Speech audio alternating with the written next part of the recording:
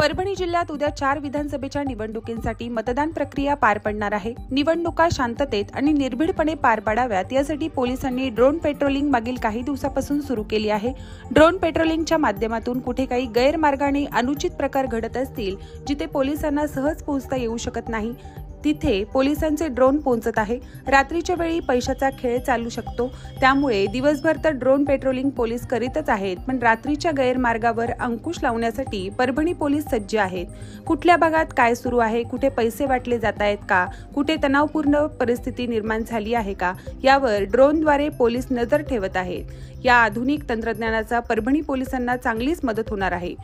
नमस्कार, मी रवींद्रसिंह संतोषसिंह, परदेशी पोलीस अधीक्षक परभणी।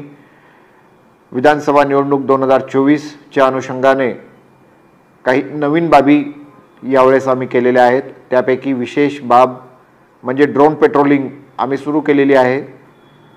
ड्रोन पेट्रोलिंग दिवसा तसेच रात्री दोन्ही वेळा आम्हाला ज्या ठिकाणी आवश्यकता भासेल की हा परिसर आम्हाला चेक करायचा आहे। बऱ्याच ठिकाणी आपल्याला गल्लीबोळांमध्ये जाणं शक्य नसतं, परंतु बसल्या ठिकाणावरून आम्हाला ड्रोनच्या माध्यमातून ते शक्य झालेलं आहे।